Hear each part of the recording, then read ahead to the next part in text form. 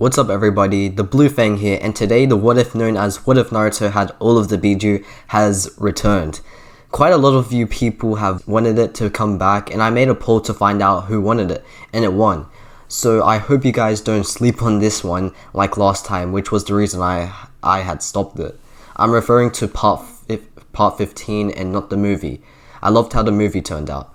So go ahead and rewatch part 15 of this one, and go ahead and rewatch the whole series if you haven't remembered this story anyway, because it's been a long time since this series has come. But if this does go well, then I'll continue. So the like goal for today will be 150 likes for part 17. Now before I get into the video, subscribe if you haven't, hit the like button and turn on bell notifications. So without further ado, let's get into the video.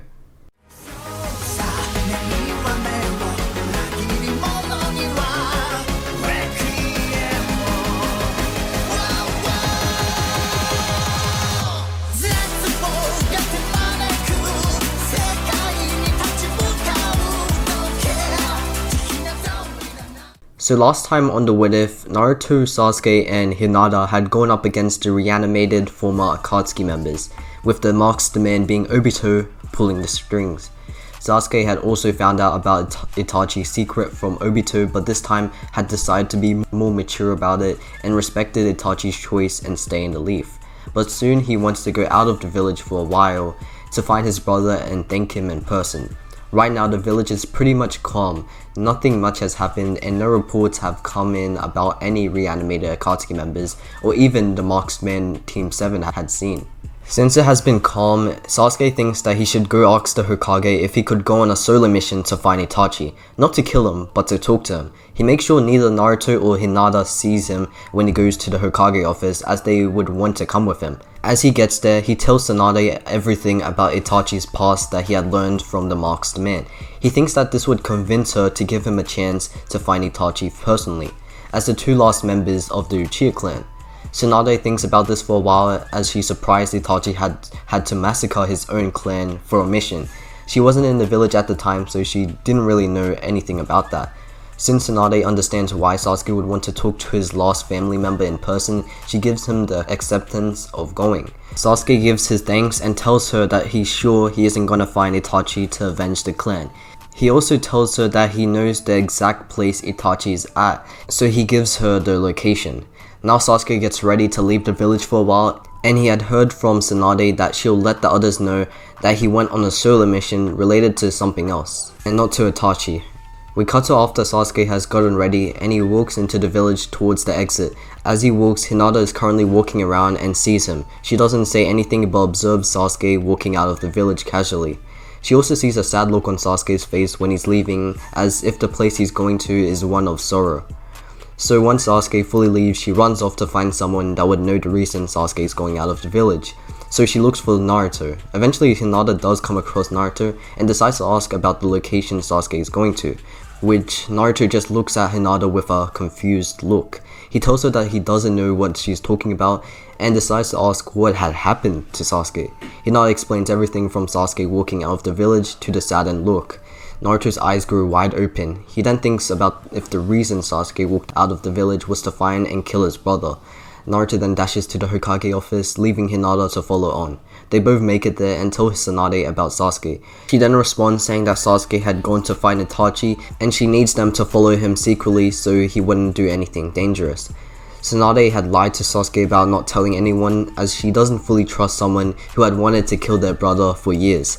She tells the two Team 7 members to bring a few more shinobi to come with them, as the place they're going to could be dangerous, and even if Naruto is pretty overpowered, what would happen if the rest were left alone, where Naruto couldn't reach them? So Tsunade plays it carefully by telling the two to find a few more people to go with them to follow Sasuke. Both Naruto and Hinata nod their heads and walk out of the office. We cut to where Sasuke is, which is the Uchiha hideout. He first looks up at it and knows that Itachi is someone who would use this place as a place to hide, or even wait for him. He then slowly walks towards the entrance and observes his surroundings, only to see nothing. He walks inside, but this makes him open to kunais flying his way. Sasuke senses them quickly and dodges them all, not getting a scratch on him in any way. He looks at the place where they came from to see nothing, but he then hears a voice coming from behind him. So are we going to start the fight now, Sasuke? Sasuke turns around to see whose voice it was. There sat Itachi on the throne of the Uchiha hideout looking down on him. Sasuke has a sad look on his face when he sees him, and he then tells him that he doesn't want to fight. Itachi's eyes widen and is shocked to hear this coming from his brother who had seen him kill his parents. Itachi questions him on why he doesn't want to fight, and Sasuke replies with him revealing the truth that Itachi had hid. Itachi stands up from his seat and starts wobbling. Who told you? Itachi says this with a concerned expression on his face, begging for an answer. Sasuke replies with him telling Itachi about the orange masked man.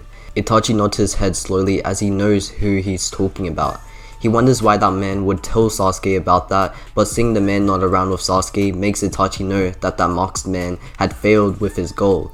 Silence runs through the Uchiha hideout until Sasuke breaks it, giving Itachi his thanks and respects his decision even though it hurts a lot. Itachi is phased and his composure isn't his normal one but an emotional one. He then treads over to Sasuke and gives him a hug, telling him he's sorry for the pain that he has given him. Sasuke nods his head as he hugs his brother back. With both of their guards down in this emotional moment, a figure teleports behind Itachi and stabs him through the heart, while stabbing Sasuke through him as well. The figure is of course the masked man being Obito, who had made Zetsu observe where Sasuke was going to find where Itachi is and kill him. And Obito finally did it. Itachi's eyes go plain white in an instant, as he had been stabbed through his heart. Sasuke is bleeding as well as it got to him, but the wound isn't too fatal as it didn't hit his heart. Itachi falls as his life leaves his body. Sasuke holds on to Itachi as he's in shock of what had just happened. He then looks down onto his brother's lifeless corpse. He shivers in despair. Automatically, his Sharingan turns. It keeps turning until it finally hits the Mangekyo state. Sasuke has finally unlocked MS, but the cost would be seeing his brother dead before his eyes in a way that would sadden him greatly. The masked man chuckles away as his job is finished. He's not interested in killing Sasuke at the moment, so he leaves him right now. But he then grabs onto Itachi's body as he wants to use Edo Tensei on him like the rest of the dead Akatsuki members. But Sasuke then goes for an attack. Blinded by rage, he misses. Obito grins behind his mask and sends a punch straight into Sasuke's chest, making him fall backwards. Obito then starts to walk away, thinking that Sasuke will not get up from that, but as he does, a group of shinobi swarm around him. Obito jumps backwards quickly as soon as he sees the one person he doesn't want to see right now, Naruto Uzumaki. Behind Naruto are Hinata, Neji, Shikamaru, and Rock Lee. Obito sees all of them, but he's only hesitant to fight Naruto, so he starts to teleport away. Naruto sees this and dashes as fast as he can towards Obito, only to touch him on the back. Obito teleports away successfully, leaving Naruto and everyone else gaining nothing. But what Obito didn't know was that Naruto had been given a tracking device that was made with chakra to place on the enemy, and when he touched Obito on the back, he got that device onto him. But since the enemy is gone for now, Naruto looks towards Sasuke, who is on the ground and his eyes are blood red. He walks over to him and lifts him up. Naruto then tells the others that it's time to go and everyone goes back to Konoha. As everyone gets back to the village, they quickly let Sasuke rest. He hasn't said a word as he remains silent, still deep in thought on what had just happened. His eyes changing in Itachi's abrupt death keep making him think hard, and both give him even more anger.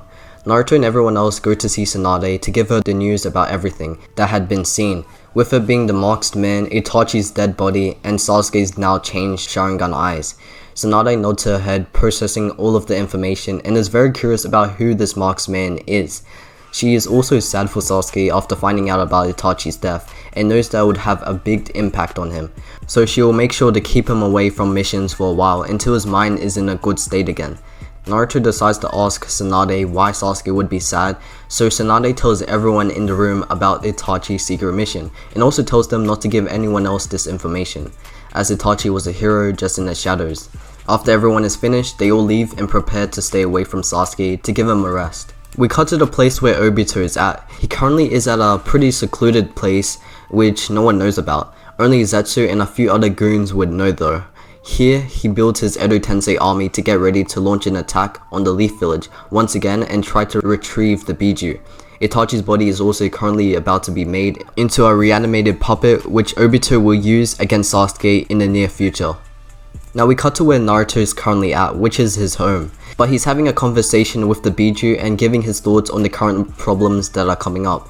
They give their opinions on the mysterious masked man and also think of ways to counter his teleportation move. But nothing too big would come up as a counter. Naruto then decides to ask if it's a good idea to storm the masked man's base now, as he has a tracker on him, which the Bijuu all say yes, since that man is trying to get rid of them. Naruto nods his head as he was thinking the same thing, so he says his thanks to the tailed beast for their thoughts and leave the place to go back to reality. Now Naruto gets ready to invade Obito's base and stop him before the attack gets launched. So that's where I'm gonna end off for today. Hopefully you did enjoy, and if you did, make sure to get 150 likes for the next part. And like always, subscribe if you haven't, hit the like button and turn on bell notifications. It's been the Blue Fang, peace.